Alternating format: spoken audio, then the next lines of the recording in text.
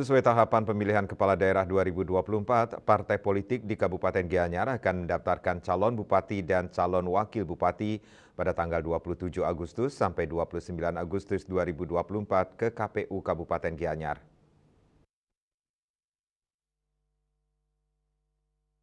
Ketua KPU Gianyar Wayan Mure mengatakan KPU dengan putusan MK nomor 60, KPU telah merilis peraturan KPU terbaru terkait pencalonan kepala daerah untuk Pilkada 2024.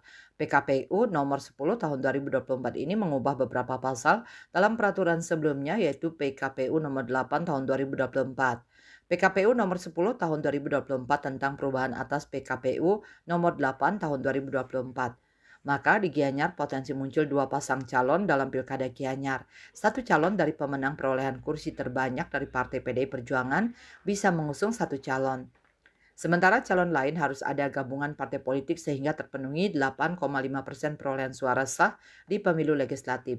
Pihaknya menunggu proses pendaftaran tersebut di kantor KPU Gianyar dari tanggal 27 sampai 29 Agustus 2024.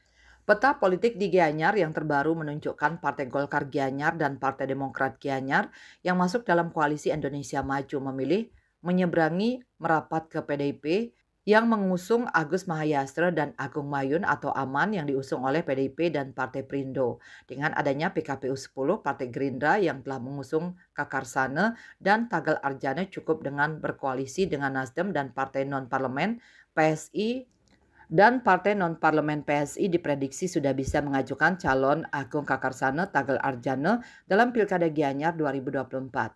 Ketua DPC PDI Perjuangan Gianyar Made Mahyastra didampingi Ketua DPD Perindo Gianyar, Ngakan Ketut Putra mengatakan paket aman telah mendapatkan rekomendasi dari Partai PDI Perjuangan dan Partai Perindo.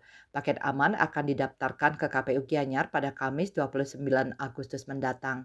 Mahyastra menjelaskan untuk memenangkan paket aman, PDI Perjuangan dan Perindo terus melakukan komunikasi politik dengan partai lain. PDI Perjuangan dan Perindo sangat terbuka dengan partai lain untuk mengusung paket aman. Wirnaya Bali Post melaporkan.